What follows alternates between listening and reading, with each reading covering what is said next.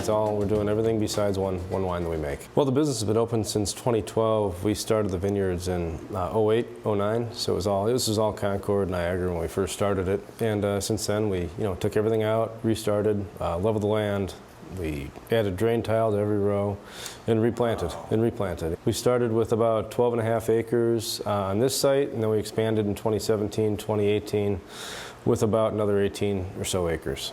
We're kind of similar to Niagara on the Lake up in Canada. I mean, they're light years ahead of us in research and development and just the progress they've made over the years, and we're just our industry here is slowly playing catch up, and it's, if they can do it, we took the stance that we could do it too.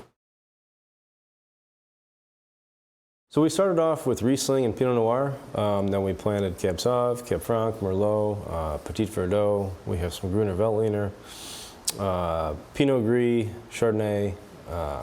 The most recent expansion, we've added a lot of Cab Franc, a lot of Cab Sauv, and Saperavi too. That's a good one.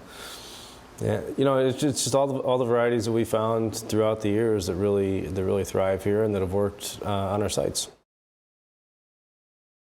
It's a Georgian grape. Yeah, it's a big dark red. It's a lot of fun. It's funky. It's unique. I mean, we grow Ricconcitelli as well on another vineyard that we farm, custom farm, and this is kind of the red brother of it.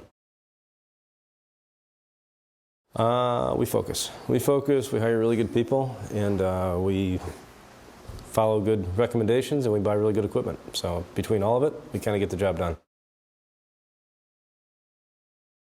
2 years ago, we upgraded to the same brand, but a brand new one. It was a demo unit, same dealer out of Niagara on the Lake in Canada. It originally came out of France, but this one has cleaning system and mog sorting system on it. It's just more state of the art. We can elevate the quality of the wines and elevate the quality of the product coming into the winery. That was a necessity for us back in 2013. That's kind of when we started with the harvester. So that's been a necessity all along. We can never gather enough people to go out there and pick by hand at one time when you need to get the stuff in. And trying to spread that over 3 to 4 farms, 5 farms, it's hard. It's really even more difficult. Everything we do is fairly close, so we can tow it just right behind the tractor. We won't go any further than if we can't drive around a tractor, we don't do it.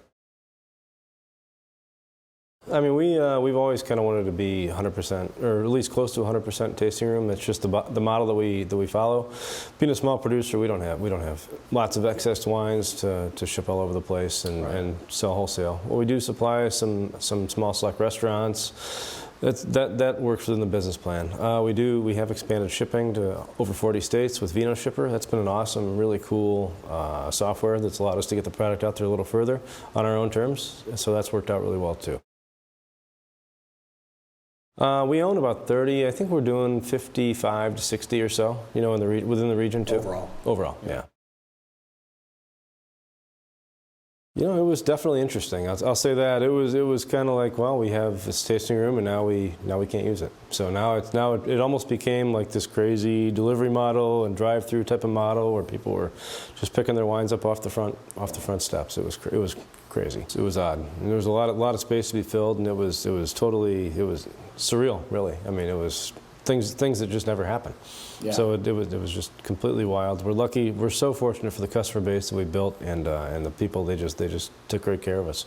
As a business, they kind of wrapped their arms around us and kept supporting. The business was good. Yeah, nobody stopped drinking during COVID. At least not our customers. Yeah. And it worked out fine for us. We didn't. It was pretty good. French wines are great, California wines are great, Canadian wines are great. We have great wines right here. I mean, for us, if that's kind of what you're alluding to, I think we embrace our sense of place right here. I mean, we're not making French wines, we're not making California wines or Australian wines. We're making Harpersfield, Geneva, Ohio, M Cellars wines. I mean, these are our hands that are on these grapes, and it's our process. It's everything we do, right? I mean, that's what we bottle. I think so. I mean, it's cool. If you're into the agritourism, and it's a laid-back kind of farm town, and they got Geneva on the Lake. It's quiet. It's fun. There's a lot the area has to offer. Tara, my wife, she was selected by the Les Dames d'Escoffier. It's a Julia Childs Foundation, and she won the International Hospitality Award for the whole thing. And she got sent out she went out to Wente Vineyards in California and spent, I think It was about 4 days with pretty much every higher up from every part of that business. It was a really cool opportunity, and came back with a lot of good knowledge for our production and our just facility and staff and how we operate here. And I mean, the whole thing, it's a feather in the cap for her. It's a feather in the cap for the entire team upstairs for the experience they deliver, and of course the wines that we make. She was selected for the international award, and she actually had to go down to Kentucky to speak at their international conference and all that. It was really cool. But we do traditional method champagnes. That's one of our things here. Are you doing it all here? Or? Yeah, we do. We bottle everything here, and then we have it disgorge off-site. So we ferment everything, bottle everything, disgorge off-site. Now that is a passion project. Yeah. That one is definitely a passion project. Tara and I, we enjoy it, and we had to do it. It was. You said something about somebody else saying that it was calling him. He just had to do it. Yeah. It's us too. I think there's been more boutique lodging. I think Scott running at Vineyard Woods, he kind of started that with having the cabins in the woods. You've seen some other ones popping up now that people are doing a similar model, and there's interest for that. And I think people like it. It's a similar price to a hotel, and you have your own little mini house in the woods. I mean, that's been pretty cool. So I don't know. I think, who knows? Maybe it'll be more of the Hocking Hills type of feel, where it's just really relaxed and laid back, and enjoy the countryside, and enjoy the wines, enjoy the beers, enjoy the food, different things like that. And who knows? Who knows the future will bring? I mean, there's a lot of new energy coming into the area too, which is really very, very positive. So it'll continue to evolve. Well, that is a tough question, but I would say we don't get asked why we grow a lot of the obscure varieties.